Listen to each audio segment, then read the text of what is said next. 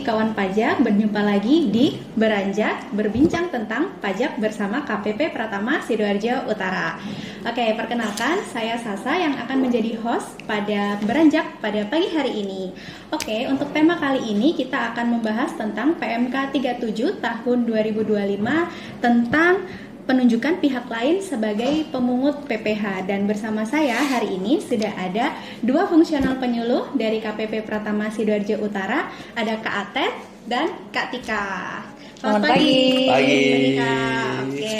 Jadi hari ini kita akan bahas tentang PMK yang baru nih, yang kayaknya booming banget, yaitu PMK 37 tahun 2025 yang diundangkan tanggal 14 Juli kemarin. Hari pajak dong. Hari pajak. Ya, Jadi betul. bertepatan dengan hari pajak ini, pemerintah mengeluarkan PMK yang mengatur tentang pemungutan oleh seller-seller all shop ya. Jadi kita kan udah tahu nih sekarang lagi booming banget jualan di marketplace Ya, ya. betul. Jadi di beberapa banyak banget orang yang daftar sekarang jadi seller. Nah, pasti pada masih banyak yang bingung gimana sih perpajakan seller-seller di marketplace ini. Nah, kita akan bahas-bahas lebih lanjut ya.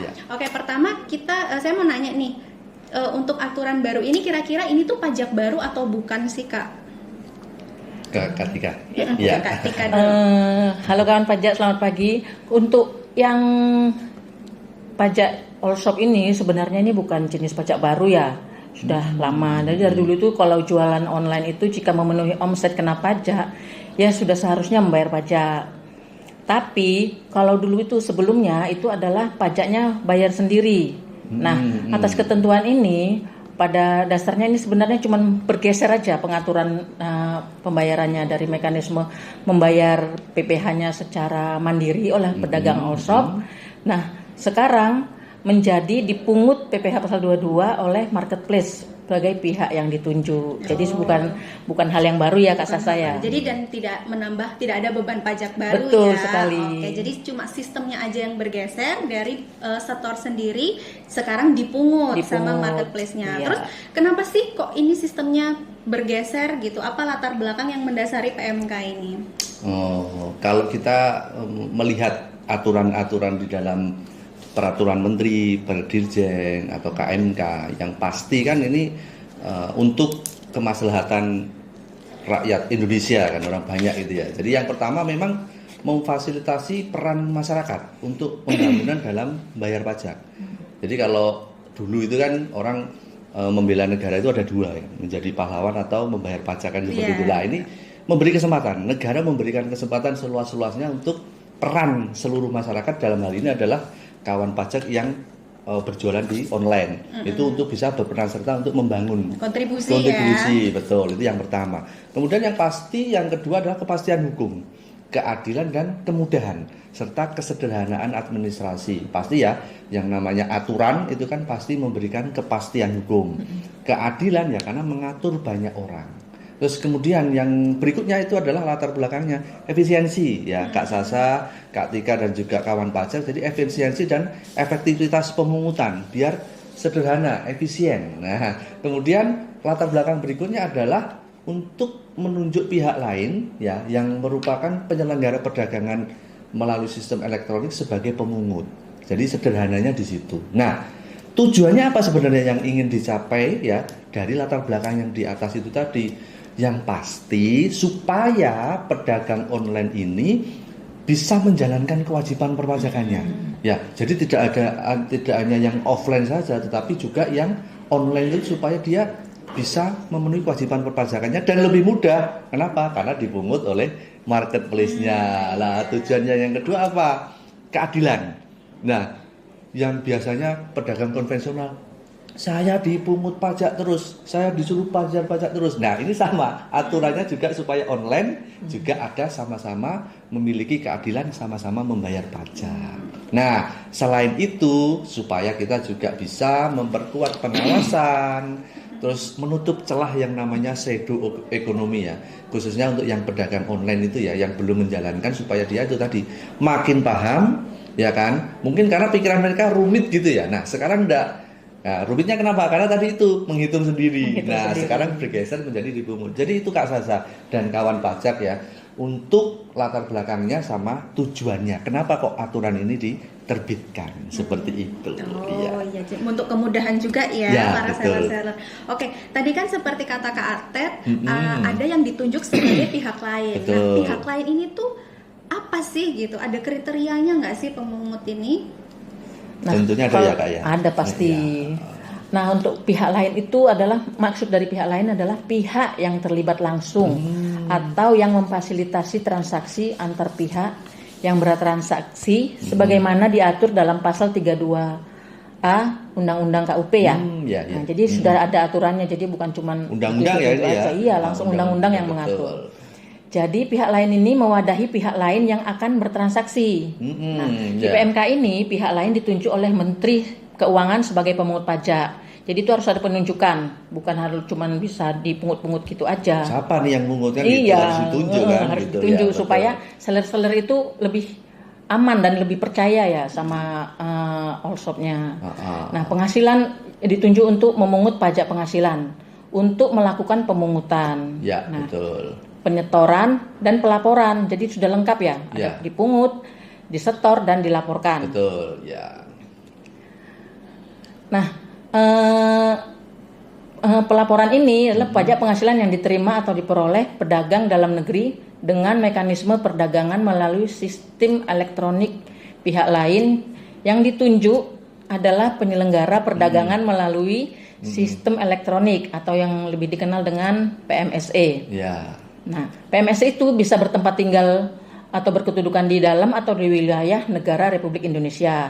Adapun kriterianya adalah salah satunya adalah penyelenggara PMSE menggunakan rekening escrow untuk menampung penghasilan. Rekening escrow itu maksudnya rekening penampungan dari seller-seller itu. Ya. Terus memiliki nilai transaksi dengan pemanfaatan jasa penyediaan sarana elektronik yang digunakan untuk transaksi di Indonesia melebihi jumlah tertentu dalam 1 tahun. Ya, betul. Satu lagi ini ada memiliki jumlah traffic atau mengakses melebihi jumlah tertentu dalam 12 bulan. Nah, untuk transaksi-transaksi ini nantinya masih akan ditetapkan lebih lanjut oleh peraturan Menteri Keuangan. Begitu Kak Sasa. Baik, jadi nanti untuk marketplace Ya. itu akan ditunjuk ya oleh Menteri Keuangan. Jadi nggak semua marketplace nanti akan ditunjuk sebagai pemungut PPh. Oke, terus bagaimana kalau misalnya marketplace ini belum ditunjuk pajaknya, kan berarti kita harus setor sendiri ya untuk seller-seller ini. Nah, untuk kalau nanti dipungut sama marketplace, kira-kira mekanismenya nanti apa aja Kak Atet? Oke, ya. Jadi kawan pajak, Kak Sasa dan juga Kak Tika, jadi bahwa beberapa hal nih ya, beberapa hal yang perlu kita perhatikan yang harus dilakukan oleh pedagang sebelum dia bertransaksi di marketplace. Nah, yang ditunjuk itu pedagangnya ini bisa orang pribadi ya. Bisa orang pribadi atau badan hukum yang pasti dia terdaftar dulu di PMSE-nya.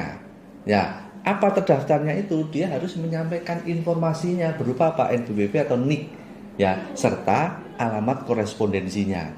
Jadi saya waktu itu masih ingat ketika saya memberikan sosialisasi di imigrasi, mereka pengadaannya ke Shopee lah. Di Shopee-nya itu ada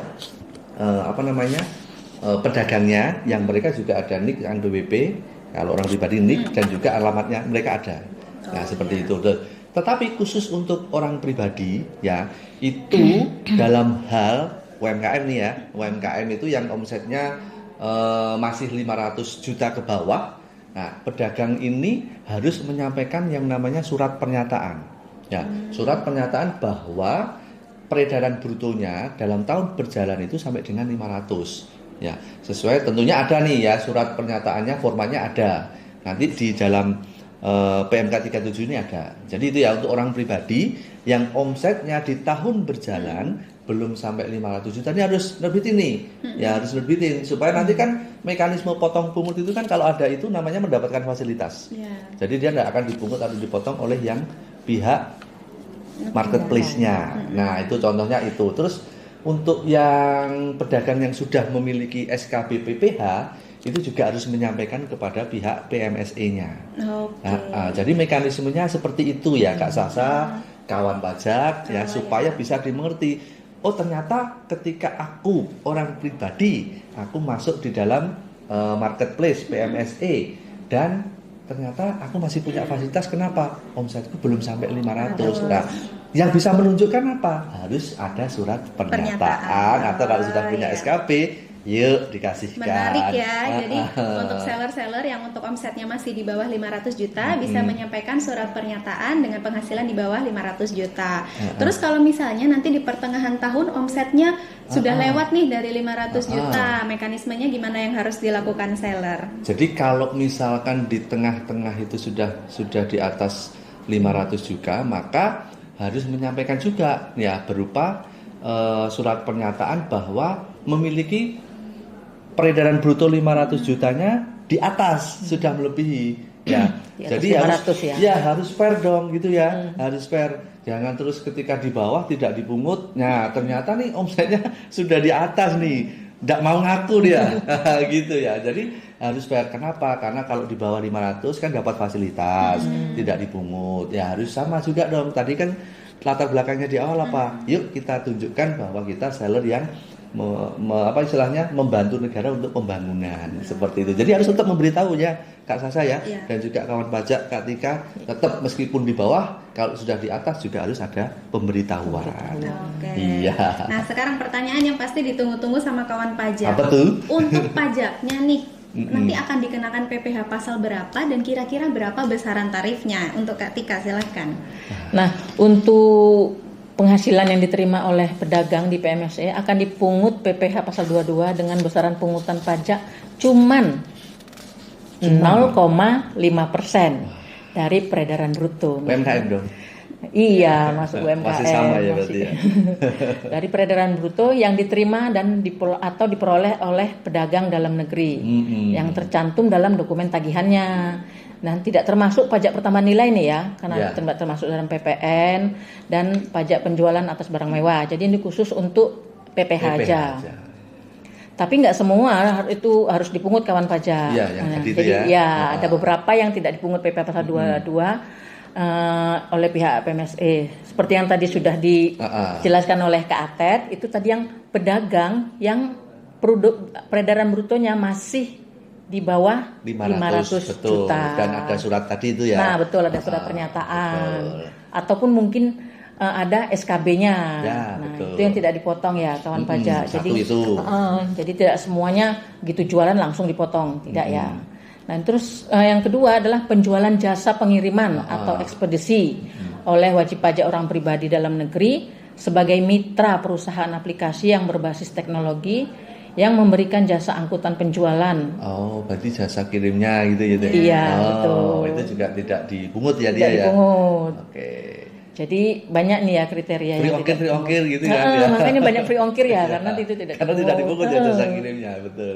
Yang berikutnya adalah penjualan barang dan atau jasa oleh pedagang dalam negeri yang menyampaikan informasi surat keterangan bebas pemotongan dan pemungutan pajak penghasilan. Nah, tadi sudah dijelaskan juga sama Kak Atet ya. Sudah jelas banget tadi yang dijelaskan Pak Kak Atet. Tidak apa-apa kan ini supaya lebih mempertegas lagi kan gitu ya. Ya, berikutnya adalah penjualan pulsa dan kartu perdana. Nah, itu juga enggak. Sekarang kan di marketplace itu semuanya serba bisa ya, serba ada. Beli nomor cantik itu belum ya, bisa. Ya betul, bisa, tinggal milih saja. Yang berikutnya adalah penjualan emas, perhiasan, emas batangan, perhiasan yang bahan seluruhnya bukan dari emas, batu permata dan atau batu lainnya yang sejenis yang dilakukan oleh pabrikan emas perhiasan, pedagang emas perhiasan dan atau pengusaha emas batangan. Karena diatur sendiri kemarin tuh ya, PMK itu ya. PMK tersendiri. Ya. Terus yang satu lagi adalah pengalihan hak atas tanah dan atau bangunan. Oh, bisa ya jualan di situ. Atau perjanjian pengikatan jual beli. Oke. Nah, ini saya belum tahu nih di Shopee ada nggak ya seperti ini ya? Ya makanya itu bisa ya kita jualan tanah ya. Jualan tanah bisa berarti ya. Nah itu ternyata tidak dipungut ya. Tidak dipungut. Tetapi walaupun dikecualikan dari pemungutan PPh 22 oleh PMSE atas transaksi di atas tetap terutang PPh-nya. Ya. Dan PPh yang terutang wajib dilakukan pemotongan dan atau pemungutan, penyetoran dan pelaporan sesuai dengan ketentuan peraturan perundang-undangan di bidang perpajakan. Itu mungkin Kak Sasa kalau yang terkait dengan yang terakhir itu tadi berarti tetap ada bukti potong tapi nilainya 0 gitu ya? Iya. Iya. Ya betul ya berarti ya. Jadi memang nggak semua transaksi ya yang dipungut sama betul. PMSE ini. Oke, tadi kan dijelaskan kalau seller-seller yang omsetnya masih di bawah 500 juta dalam 1 tahun kan harus menyampaikan surat pernyataan ke marketplace ya supaya tidak dipotong pajaknya. Terus gimana kalau misalnya seller ini dia omsetnya masih di bawah tapi dia nggak menyampaikan surat pernyataan, kira-kira gimana tuh pajaknya? Nah ini kalau jika pedagang tidak memberikan dokumen surat pernyataan, bisa jadi karena dia nggak tahu atau lupa atau sudah tahu lah nggak mau ribet lah gitu ya mungkin ya.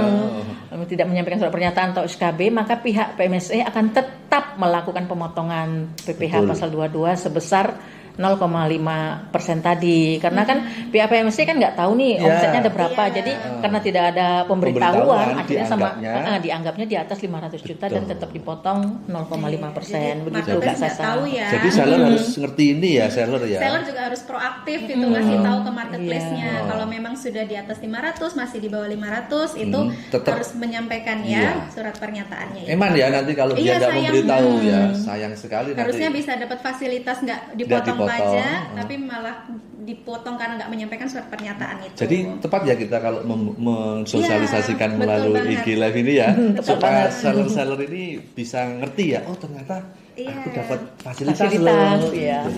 Betul. Oke, nah kan sekarang kalau pajaknya nih sudah dipotong sama pihak marketplace, nah kira-kira sebagai seller ini masih ada kewajiban lapor nggak? SPT tahunan atau lapor pajak apa? Ya, tetap ya. Intinya kalau SPT tahunan tetap lapor ya. Jadi kawan pajak dan Kak Sasa, Kak Tika, jadi SPT tahunan itu tetap wajib lapor. Ini keluhnya sebenarnya bukan karena dia dipotong 22 atau tidak, tetapi keluhnya karena memiliki NPWP dan statusnya aktif. Ya, jadi kawan pajak harus bisa dipahami dan dimengerti bahwa ketika seller-seller ini sudah punya NPWP dan statusnya aktif, itu wajibnya lapor SPT tahunan.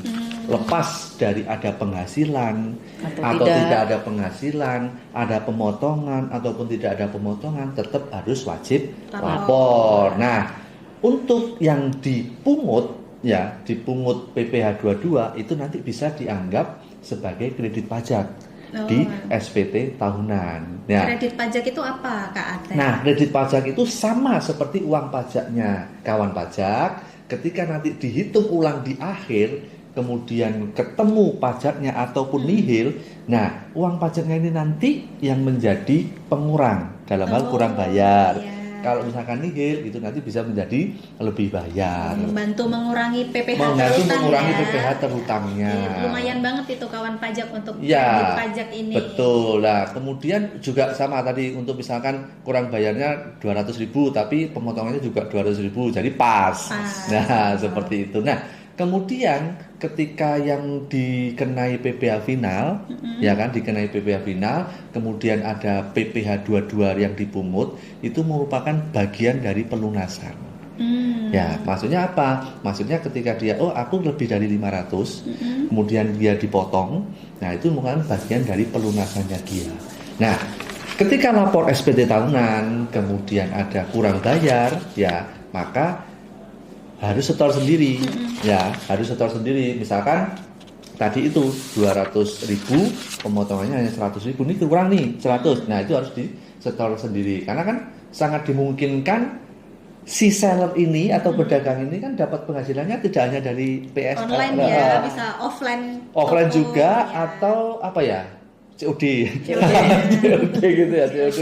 Ya udah saya janjian itu di mana ini saya jual. Nah, itu tidak masuk di online-nya itu ya. Nah, bisa jadi kan itu kita kan tidak tahu. Nah, maka si seller ini harus mengetahui ini. Jadi itu tetap harus dilaporkan ya, tidak hanya yang dari online meskipun jenengan daftarnya sudah di PMSE. Nah, sama ketika nanti juga ada selisih lebih, tadi kan selisih kurang, bayar nih kurangnya. Kalau ada selisih lebih, itu juga bisa nanti minta yang namanya pengembalian melalui permohonan pengembalian atas kelebihan pembayaran pajak yang seharusnya tidak terhutang. gitu kawan pajak. Jadi kalau ada kalau kekurangan berarti setor Iya. lagi, kalau ada kelebihan bisa dikembalikan ya, Betul. kita bisa mengajukan restitusi. Nyaman ya, convenient banget ya ini. Iya, tapi ya itu tadi Kak Sasa, kawan pajak ini harus ngerti ya, harus Iya, tahu. gitu. Jadi tetap lapor ya kawan pajak ya. Nanti mulai tahun depan kita lapor SPT tahunan dari tanggal 1 Januari sudah bisa sampai paling lambat 31 Maret 2026. Jadi ada waktu 3 bulan nih untuk Betul. melaporkan SPT tahunannya, kan lama ya itu ya Iya. 3 bulan. Apalagi sudah tahu nih terkait aturan PMK 37 ini gitu. Jadi untuk pembahasan kita terkait PMK 37 2025 ini udah selesai nih. Makasih ya untuk Kak Atet, Kak Tika untuk penjelasannya yang sangat luar biasa sekali. Sama-sama. Semoga apa yang kita bahas pada pagi hari ini itu bisa memberikan pencerahan untuk kawan pajak, terutama seller-seller di all shop nih. Oke. Pertanyaan ada mungkin ya? Pertanyaan mungkin kita lihat di kolom chat. Oke. Oh ini ada satu ya. Satu dari akun _Mantul Jaya. Wih, siapa ini Mantul Jaya ini? Kak, kalau saya baru tahu penjelasannya hari ini, apa yang harus saya lakukan? Itu pertanyaannya. Ya, monggo Siapa? silakan. Kak Tika. Pak Atet aja. Oke. Ya, tadi ya sudah disampaikan juga ya di penjelasan baik Kak Tika ataupun saya. Kalau memang baru tahu, nah aturan ini kan sudah per 14 Juli ya, baru tahu. Nah, silakan kalau memang aktif Kak Mantul Jaya ini ya, memang sudah aktif di marketplace, ya silakan menginfokan ke marketplace-nya ya, apakah memang Kak Mantul Jaya ini penghasilannya dalam tahun berjalan ini kurang dari 500 juta atau lebih dari 500 juta. Tapi Kak Mantul Jaya ini orang pribadi atau bukan gitu ya? Harus diperhatikan orang pribadi atau bukan. Jadi nanti itu yang harus dilakukan, pemberitahuan ke marketplace-nya, ke PMSE-nya ya. Tapi pastikan dulu Kak Mantul Jaya ini orang pribadi atau badan hukum gitu ya, supaya nanti jelas dipotong atau tidaknya seperti itu. Gitu mungkin ada tambahan Kak Tika penjelasannya? Atau sudah? Dari Sudah Kak Mantul Jaya ini? Sudah Ya. cukup jelas. Oh, Semoga cukup jelas. jawaban dari Kak Atet memuaskan ya Kak Mantul Jaya. Oke. Ya nanti kalau belum puas monggo bisa ke kantor ya. Oh iya bisa. Untuk kawan pajak yang mungkin makin tertarik ya dengan aturan ini, pengen tahu lebih rinci gimana sih mekanisme tata cara pelaporan dan pajaknya, bisa mengunjungi KPP terdekat ke bagian helpdesk-nya atau ke helpdesk KPP Pratama Sidoarjo Utara. Nanti teman-teman penyuluh di helpdesk nanti bakal bantu jelasin tentang mekanisme dan tata cara pembayaran dan pelaporan pajaknya. Oke, jadi kita sudah sampai di penghujung acara. Terima kasih kawan pajak atas partisipasinya sudah ikut di Beranjak berbincang tentang pajak bersama KPP Pratama Sidoarjo Utara. Untuk aturan lebih lanjut teman-teman bisa cek di PMK 37 tahun 2025 ya. Oke, saya selaku host mohon maaf kalau misalnya masih ada kekurangan dalam Beranjak pada episode kali ini. Dan para penyuluh juga pamit undur diri ya. Sampai ketemu lagi di episode Beranjak selanjutnya dengan tema-tema yang lebih seru dan pastinya menarik. Oke, wassalamualaikum warahmatullahi wabarakatuh. Waalaikumsalam. Terima kasih kawan pajak. Terima kasih.